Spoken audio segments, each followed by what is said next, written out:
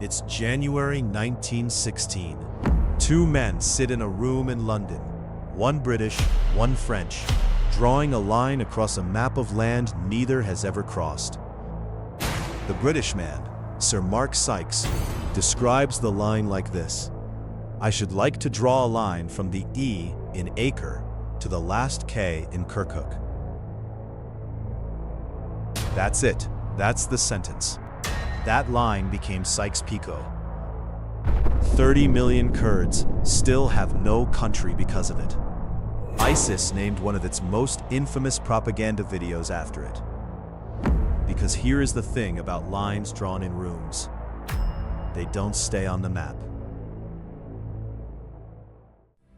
Before we declassify the rest of this story, make sure you're locked in. Hit subscribe and join the investigation. Then drop a comment below. Which forgotten civilization should we expose next? To understand why two Europeans could sit down and divide the Middle East between them, you need to understand what was happening to the region they were carving up. In 1914, most of the modern Middle East did not exist. Not as countries, not as borders. It was the Ottoman Empire, one of the longest-lived empires in history, 600 years old, stretching from the Balkans to the Arabian Peninsula. But by 1914, the empire was dying. It had been losing territory for a century. The European powers had been picking at its edges: France and Algeria, Britain and Egypt, Russia pushing south. The Ottomans had a nickname in European diplomatic circles: the sick man of Europe. When the First World War began, the Ottomans made a decision that would cost them everything. They joined on the side of Germany. That put them at war with Britain, France, and Russia simultaneously. And it put the question of what would happen to the Ottoman Empire when it lost directly onto the table. Britain wanted the route to India protected, specifically Mesopotamia, modern Iraq, and the Persian Gulf, and Palestine, which sat astride the land route to the Suez Canal. France wanted Syria. It had been cultivating relationships with Christian communities in the Levant for centuries. It considered Syria culturally French. Russia wanted Constantinople and the Turkish Straits. It had wanted them for 100 years. 3 empires, one dying empire to divide. So in late 1915, the British Foreign Office tasked a 36-year-old baronet named Mark Sykes with drawing up a proposal for how Britain and France should divide the Arab territories between them. Sykes was charming, fast-talking, well-connected. He had toured the region. He spoke some Arabic. He was not an expert. He was an enthusiast.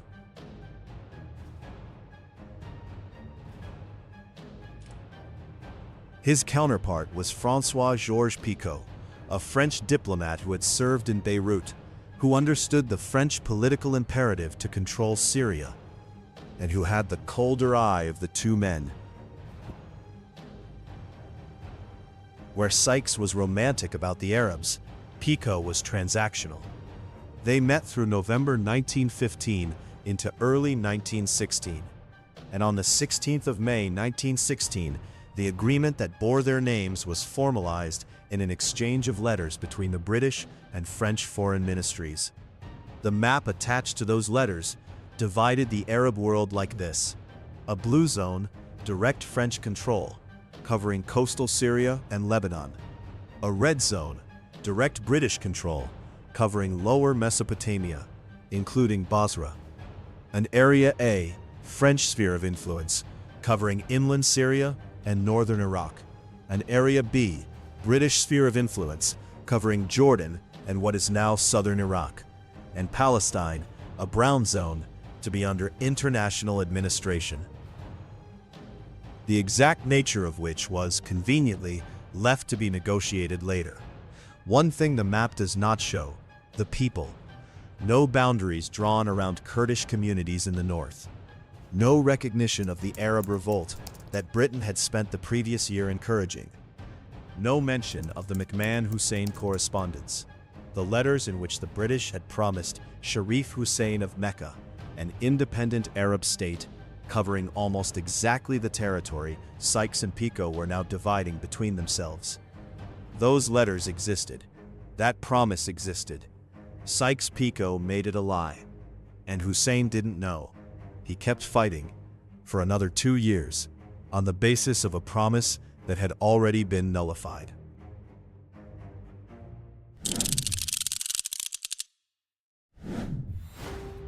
The agreement was secret, not quietly confidential, not classified in a bureaucratic sense. Secret. Not shared with the Arab leaders whose land it divided. Not shared with the British public. Not debated in Parliament. It was a private arrangement between two foreign ministries, committing to divide a region they did not yet control, in a war they had not yet won, at the expense of people they had not consulted. It stayed secret for 18 months.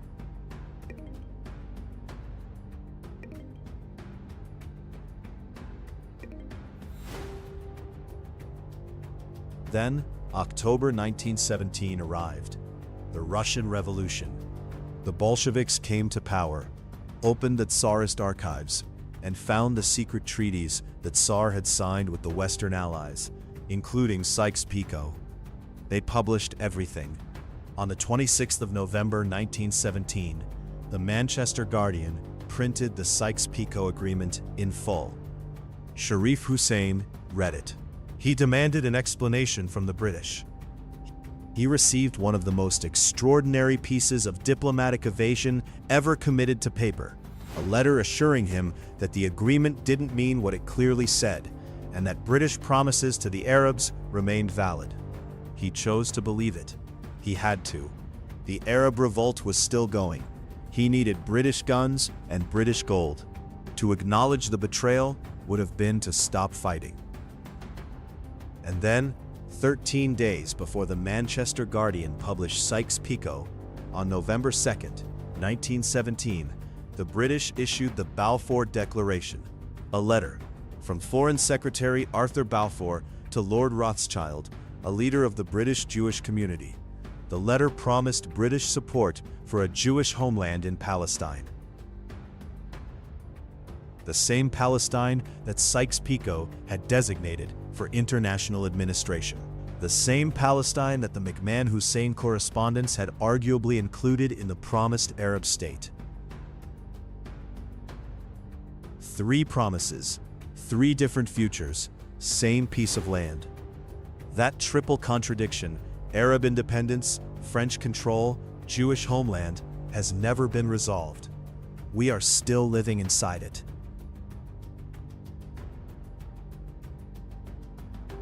The war ended in 1918, the Ottomans surrendered, and what followed was not the clean implementation of Sykes Picot, because nothing in diplomacy is ever clean, but something worse. A series of overlapping mandates, revised agreements, and improvised borders that retained the essential logic of Sykes Picot while rearranging its details. The 1920 San Remo Conference confirmed British and French mandates over the region. The 1923 Treaty of Lausanne settled the borders of Turkey, and from the ruins of the Ottoman Empire, the modern states of Iraq, Syria, Lebanon, Palestine, and Transjordan were born.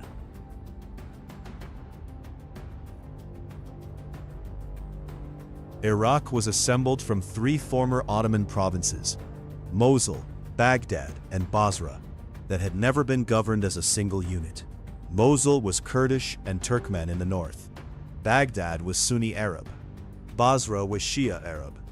The British put them together because together they were a viable economic unit. Specifically, Mosul had oil, Baghdad had administrative infrastructure, Basra had a port. They installed a king, Faisal, Hussein's son, who had been given Syria and then expelled by the French, and called it a country. Faisal had never been to Iraq before he became its king. Syria and Lebanon were handed to France. France immediately subdivided them, carving Greater Lebanon out of Syria, specifically to ensure a Christian majority in at least one state, protecting the Maronite community France had patronized for centuries.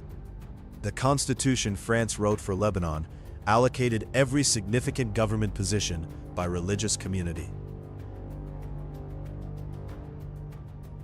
The president would always be Maronite Christian, the prime minister Sunni Muslim, the speaker of parliament Shia Muslim. That system is still the law of Lebanon today. France left in 1943. The constitution stayed. And here is what that constitution produces: a country where political reform is structurally impossible because every community fears that any change will reduce its guaranteed share. Lebanon has gone without a functioning government for years at a time. Its economy collapsed in 2019.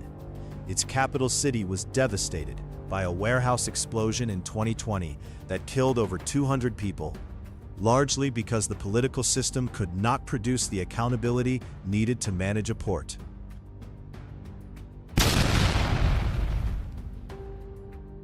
And then there are the Kurds. The 1920 Treaty of Sèvres, the first post-war settlement, included a provision for a Kurdish referendum on independence. It was never held. The Treaty of Lausanne in 1923 replaced Sèvres and contained no such provision. The Kurds, somewhere between 25 and 35 million people today, were divided across 4 countries: Turkey, Iraq, Iran, and Syria. Every border cut through their communities. No single country had an interest in a Kurdish state. Every country had an interest in preventing one. They remain, a century later, the largest ethnic group in the world without a state. Every Kurdish political movement, the PKK in Turkey, the KDP and PUK in Iraq, the PYD in Syria, is in some sense still responding to the decisions made in 1923, which were responses to the decisions made in 1916. Here is the argument you will hear if you make this case to a historian. Sykes Picot is a myth. Not that the agreement didn't exist, it did. But the specific borders of Iraq, Syria, Lebanon, those came from later negotiations. The San Remo Conference, the Lausanne Treaty, individual mandate negotiations. The actual lines on the actual map were not the lines Sykes and Picot drew in 1916. Scholars like Radar Visser have argued, correctly, that blaming everything on Sykes-Picot oversimplifies a far more complicated diplomatic history. That argument is worth taking seriously. But here is what it doesn't answer. The lines moved.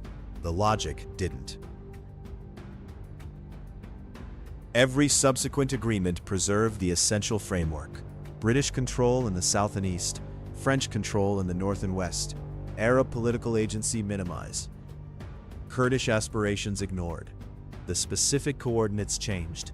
The principle that the region was a prize to be divided by Europeans did not. And there is a second counterargument, a harder one. Arab governments have had a century to fix these borders, to build inclusive institutions, to amend colonial constitutions, to negotiate peaceful Kurdish autonomy. Continuing to blame a 1916 agreement for 21st century governance failures gives Arab leaders an excuse they don't deserve. There is truth in this. Arab governments have used sectarian division as a tool of regime survival, deliberately. Iraq's Ba'ath Party exploited Sunni-Shia tension. Lebanon's political class has profited from confessionalism for generations. These are choices, not just inheritance. But here is what the argument underestimates. Institutions are path-dependent. Where you start shapes what is possible. Lebanon's confessional constitution cannot be easily amended because every sect fears losing its guaranteed share. That fear is rational. That fear is structural. It was designed into the system by a colonial power and then left behind when that power departed. You can acknowledge that Arab governments have made bad choices, while also recognizing that some of those bad choices were made inside a room whose walls were built in 1916.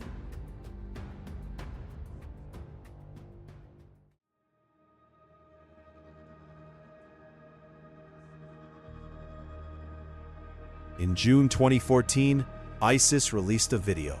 A fighter stands at the Iraq-Syria border. Behind him, a bulldozer is pushing the border berm flat. He says, "This is not the first border we will break." The video is called "The End of Sykes Picot."